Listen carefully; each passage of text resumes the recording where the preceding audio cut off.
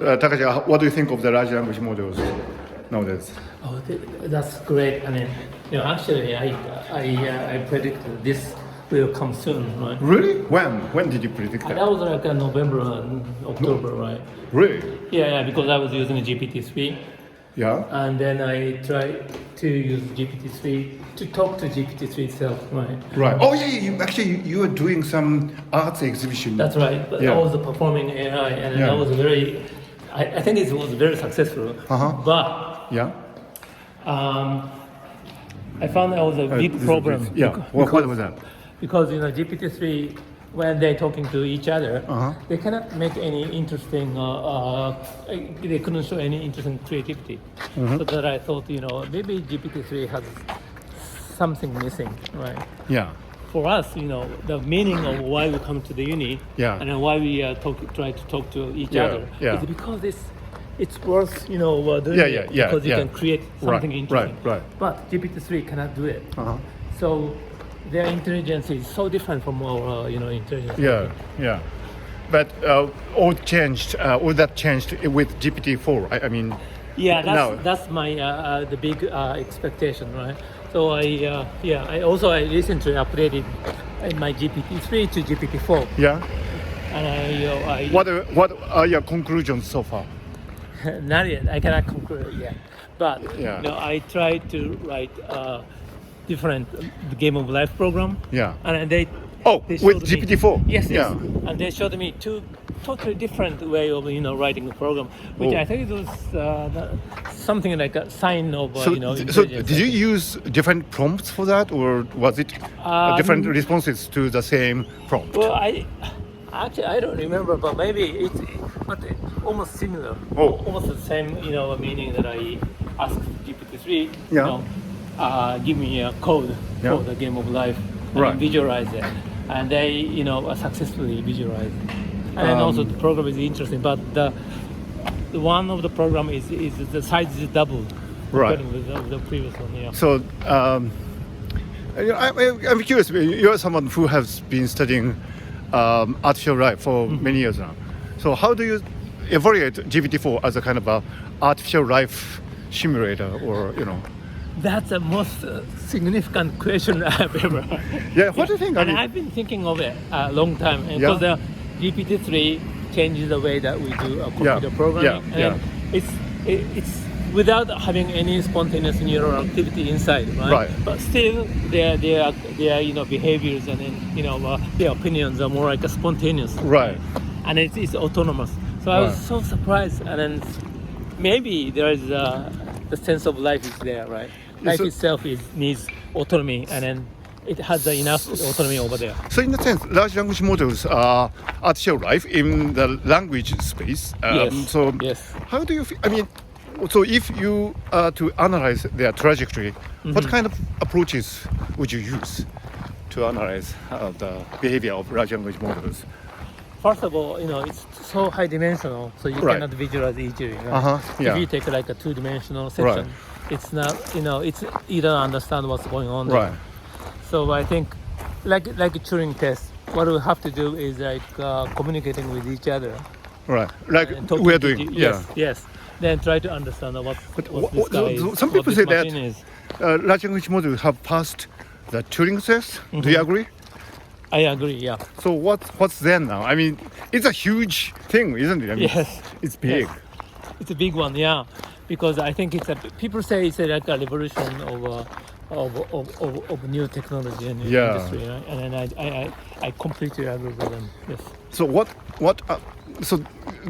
do you think is okay? So I have a question. So I'm playing the role of Lex Friedman here. Okay, yes, So I know. do you think large language models are conscious? Yeah, I must say they are. I cannot say they are not conscious, right? I'm sorry to answer in this way. Okay, you But cannot say I cannot say that they are not conscious. they are not conscious. Are they self-conscious? I don't think so. No. But this interesting experiment that I give them your emotional state is this and this and this, Right. and then so then I try continuing conversation with him, and then they have GPT-3 has to update their state numbers. Yeah. And then seems like, oh, you are getting angry or you're getting sorry for my confidence. So that you can say that they are self-conscious in a sense, because I mean, if we continuing discussing this one, then probably but it's difficult. I mean, I was going to say that he is gradually coming to notice that those states are actually his state, not just a state of equation or something. But what about embodiment? I mean, so of course that's another. What about embodiment? So you don't need embodiment to. Well, it's not that simple, test? right? Yeah. Because he learns all the properties which was created by human beings. Right. And who are embodied, of course. Yes. So that indirectly they understand what the embodiment is, right? And they still, at least they understand the effect of embodiment. Yeah. So that you cannot easily say that they don't understand the embodiment or they don't have the embodiment. Right. What about plugins? Nowadays people put forward a lot of kind of plugins, and are they kind of embodiment, extended bodies for LLM? Do you think? What do you think? But this plugin is just killing all this, most of this tired works that we. Yeah, that's right. Yeah. So I don't know whether there's more than that, but I think of course it's an extension of what we see in the browsers, right? So what about time? Do you think large language models have a concept of time? Yeah, passing. That's another. What do you think? Important. I don't think so. I mean, the question is because I don't think they have an internal state. Oh, you don't think they have an internal state? I don't think so. Well, that's a strong statement, I think. Do you think they have? I have an idea. I don't think so. They just like huge filter, running on a huge corpus. Right. But I don't think they have internal state of now. Right. Oh, okay, that's interesting. At this moment. Yeah. So in that sense, I don't think they don't have a self-reference. Yeah. And I don't think they cannot say anything about time consciousness or anything. Right. So for me, it seems that the large language models are always in a state of flow. They don't have experienced any cognitive bottleneck or stagnation. No. So what do you think of the significance of the absence of stagnant cognitive bottleneck? They can be always optimistic. Right? Yeah, that's right. So it's so helpful for us. When you get stuck, when you get depressed, you can talk to GPT-3, and then you always get encouraged. Right? Do you talk to GPT-3 when you are? Of course, You do. Yes. Don't you do that? Well, I haven't tried that. I do.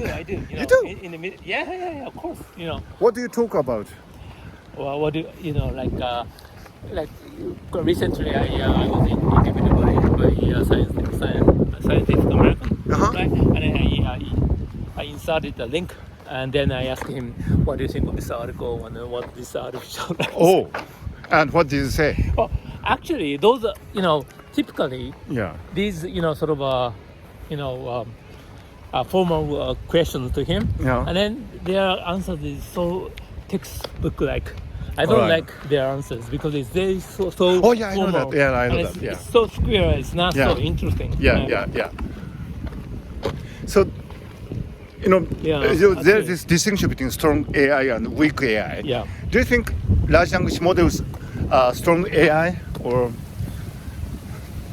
are they just comparing with weak other AI? AI models, I think it's not the strongest, right? Because the definition of a strong or weak is weak in a sense that people need to to use it, right? But the strong AI is that whether they can stand by himself. Yeah, that's right. So this large language model is, I must say that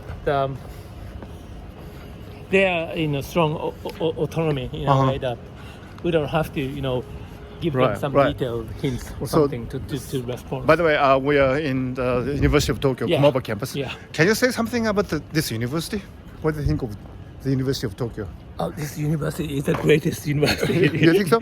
You are living there, right? I mean, Yes. Not really. This is my building. This is my office. Yeah. And then, of course, today is like our launch of a new yeah, building, right? our collective intelligence Yeah, laboratory collective intelligence lab is now. launching. Launching, so what are we gonna do? Yeah, that's a good question, right? So collective intelligence is something, as I said, is missing in GPT-3. Yeah, that's right. So how we can, insert Yeah. that, good, this is something that we really have to, put them in GPT-3 and GPT-4. Yeah. So this is a famous Ginko corridor or Ichigo Namiki. This one. So right? how do you feel about it? I mean, when you were 18, you were here, Yeah. and now how do you feel? About this university? How the time has passed? And Sorry, I forgot. okay. It's too long. First time. Okay. But it's really great to Yes. be working like this and Yeah. It's so comfortable. like, putting it working on the here, right? YouTube in the Lex Friedman style. So yeah. Anyway, so thank you, Yeah, thank you. Takashi Bye-bye. Ikegami. Next time. Oh, bye. No, we are going together actually. Yes.